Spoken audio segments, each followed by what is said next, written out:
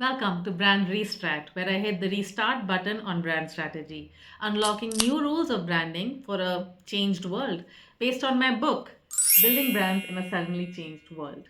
It's available on Amazon, on any portal where books are available, both in India and globally. Today I'm discussing the chapter titled The Smashing of Business as Usual. Business as usual, as the phrase suggests, refers to the way business was always conducted and a preference actually to get back to business as usual. However, the pandemic, which amazingly happened 5.5 years ago, that's a long time now, brought us into a situation where there was no going back to business as usual. And there was a lot of resistance to that. And that's what this chapter covers, particularly in the context of work from home, using the example of work from home, which is one key aspect that in which business as usual was no longer the same. What it did, work from home, was one, it pushed us to use the technology which already existed. None of it was invented or created during the pandemic. Zoom as a service provider had existed before. All the other cloud services, right? Everything existed before, but we somehow were pushed to using all of those systems to make work from home actually doable and actually workable only when we were pushed against the wall for it. So be it, but good or bad, it taught us a few things. A, that it is possible. B, that pet peeve of mine, as you might notice if you have watched my or the rest of my videos or if you have read my book, is that it made possible work-life balance. So these are all the good things of working from home. And there were some not good things as well. So to talk for me, those are the devils. So playing the devil's advocate here. The things we lost out on from not having to go to office every day was culture, because an office culture is built perhaps in person, offline. Perhaps, I would say perhaps, because I'm sure it's possible to do that online as well. And as the years proceed, we'll learn to do that. That was one aspect. And there were other aspects like relationships. Like a lot of people thrive on their ability for interpersonal relationships in person.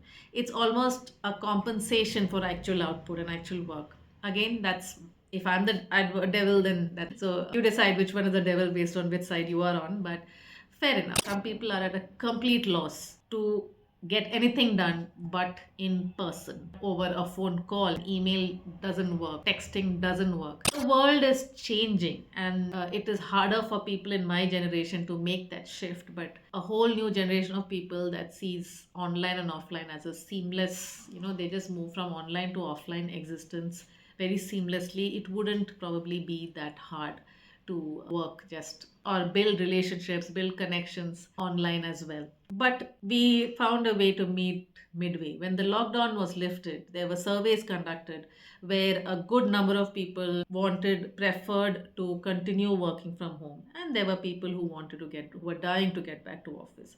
Because for a lot of people, that's another argument. For a lot of people, office is the escape from the chaos at home. So good or bad, you need that break. So or of being in office allowed you to demarcate your personal family time and your work time in careers that allowed that.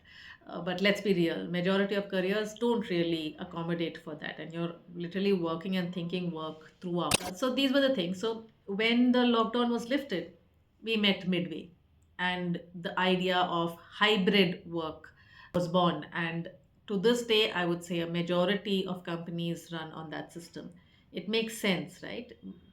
My favorite word is balance, and this is another example of where a balance was found. And yet, there are companies that battle or that are in a constant wrestle with hybrid system. Even if it's been mandated by the global company or global management, there'll be certain teams where you will insist and you will force your team to come to office every single day, because that's the only idea of working in for some people.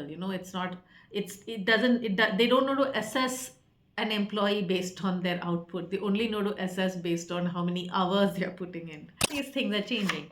So, which is why this is where I would like to quote from my book about how the world is changing, or why some people are so adamant and stubborn about wanting to maintain what I'm calling business as usual or work from office. Is this business as usual shifts the focus from quality of output back to reckless effort.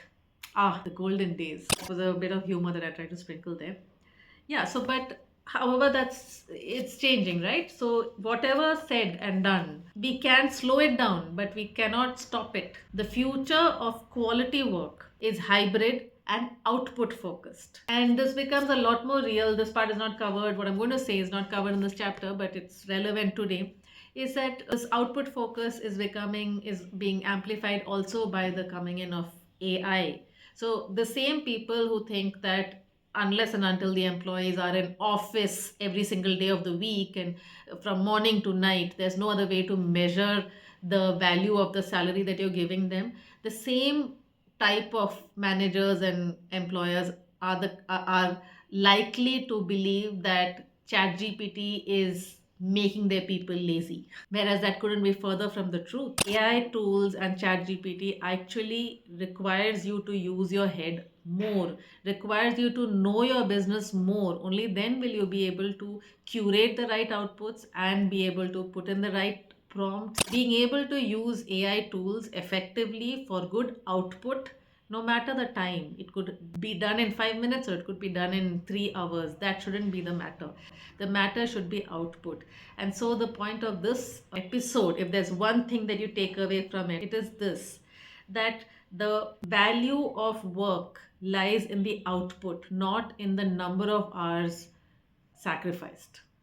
That's it from this episode.